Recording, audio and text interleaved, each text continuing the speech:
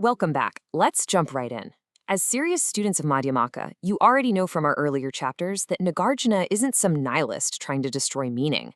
He's actually a spiritual physician, right? Diagnosing our absolute obsession with freezing a fluid universe. In today's explainer, we're taking his 11-step diagnostic tool and applying it directly to Chapter 8, zooming in on the production of karma. We're going to put reality itself under a microscope so powerful that the absolute boundaries literally just dissolve. So here's our clinical roadmap to cure the disease of reification. 1. The 3 spheres of karma. 2. Applying the tetralemma. 3. Emptiness and dependent origination. 4. The illusory karmic cycle. 5. Living the middle way. And 6. Abiding in suchness. Let's get to it. Section 1. The 3 spheres of karma. Identifying the target. Okay, so this beautifully illustrates step 1 of our 11-step logic, the Abhidharma's reification of the 3 spheres. You see, whenever any action happens, our minds instantly, almost automatically, construct this rigid triad. We identify a KARAKA, the actor or producer, a karana, the action itself, and a phala, the result or product. Think of a seed, the act of growing, and the sprout. Or, you, walking, the act of walking, and your destination. The bug in our mental operating system is that we mistakenly treat these 3 spheres as independent, inherently real, solid things. To administer the medicine, we use the first 3 steps of our framework to systematically deconstruct that exact case for inherent existence. We've identified the triad, now let's bring in the logical negation. Section 2. Applying the tetralemma. Shattering the illusion of absolute reality. Now we bring out the heavy machinery of Madhyamaka logic, ensuring the reifying mind has absolutely no escape routes. So for step 2, we ask, are the actor, action, and product inherently existent, non-existent, both, or neither? Think about it. If a producer and product already fully exist, well, the action is completely redundant, right? You literally can't bake a cake that's already fully baked on the counter. But if they're completely non-existent, the cause has 0 power. I mean, you can't apply an action to pure nothingness. Saying it's both is just a massive logical contradiction, kind of like trying to draw a square circle. And neither, that's just sneaking inherent existence back through the back door. By exposing this absurdity across the board, the logic of absolute karma completely falls apart. Having proven step 3, that these 3 spheres are totally empty of inherent existence, and that the absolute production of karma is actually impossible, we get this amazing philosophical breather from Nāgārjuna in verse 12. The doer, then, depends upon a deed. The deed occurs depending on that very doer. Apart from this, we do not see a cause for their establishment. You can almost feel the rigid boundaries of reality starting to melt away right here. But hey, let's pause for a second and deal with the skepticism that inevitably pops up right about now. If the absolute production of anything is just a conceptual illusion, how are we actually functioning in the world? Like, if my desk doesn't inherently exist, why does it hurt when I bang my knee into it? Does karma even matter at all? Section 3. Emptiness and dependent origination, the software update. Steps 4 through 6 are basically the ultimate software patch for our minds. Step 4 updates our view so we can see that the actor, the action, and the result are entirely inseparable. They're dependently co-originated. Interdependent, co-imputed mere designations. Basically, an actor only exists because of an action. They arise together simultaneously, kind of like the concepts of a parent and a child. And notice how step 5 reveals that these 2 truths are literally the exact same coin.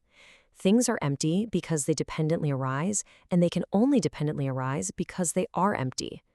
The emptiness of those 3 spheres, the fact that they lack a frozen, independent shell, is the exact prerequisite that allows them to interact, change, and function conventionally. Emptiness isn't some dark, nihilistic black hole. It's the very openness that makes reality possible. Section 4. The illusory karmic cycle, the karmic mirage.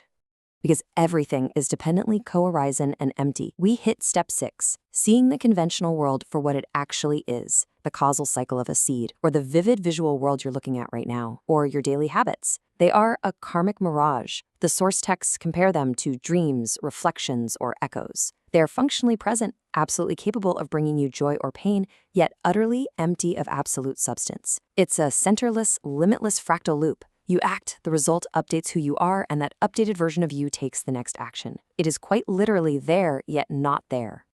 2, complete our spiritual physician's diagnostic. We deploy the final phase of our framework. We're going to push the mind until dualistic language completely exhausts its utility, freeing us from the endless anxiety of trying to shove the universe into neat little boxes. Section 5, Living the Middle Way, Acting Without Acting. This brings us straight to step 9, revealing the core attitude we need to adopt to navigate this mirage without suffering. By bringing in the generalized tetralemma in step 7, affirming that reality is not this, not non-this, not both, and not neither, we naturally settle into the middle way. And listen, the middle way isn't just some lukewarm compromise. It's a stance that is radically free from all extreme views. Objectivism, nihilism, monism, gone. It means realizing there's absolutely nothing to accept or seek in absolute terms, and nothing to abandon in absolute terms. You don't fiercely reject samsara to grab onto nirvana, because you suddenly realize they're both equally empty of inherent existence. Step 10 is where the rubber meets the road. It shows us how to actually live this out. You use concepts conventionally. They're incredibly useful, functional tools, but you never reify them into absolutes. You navigate the karmic cycle using the 3 spheres: actor, action, result, but you act without acting. You can engage fiercely in a philosophical debate or chase a big life goal, but you do it without that tight absolute attachment. If you fail, sure, you feel conventional disappointment, but it doesn't crush you because you profoundly know its true empty nature.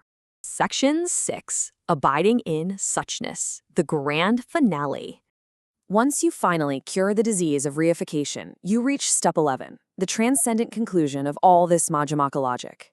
Stripped of all those dualistic delusions, you just abide in reality exactly as it is, what the texts call suchness. You perceive everything, including those 3 spheres, as primordially equal, pure, perfect, and one. Not one like a single solid object, but one in a deeply non-dual sense. Because you and the world are a co-evolving karmic mirage, the rigid boundary between you and the cosmos just dissolves. Samsara and nirvana are primordially one. And from this space, true compassion arises totally naturally, because helping someone else is literally just like pulling your own hand out of a fire. As we wrap up this explainer, I want to leave you with a provocative thought. We've just proven that the past is entirely gone, the future is unwritten, and the present moment has no absolute duration. The absolute boundaries between you and the rest of the universe are just an illusion. So, what are you still desperately clinging to? Since your past and future are entirely empty, how are you going to choose to act without acting right now? Take a breath, step into your dependently originated day, and try to see the mirage for what it truly is. Thanks for hanging out with me for this deep dive.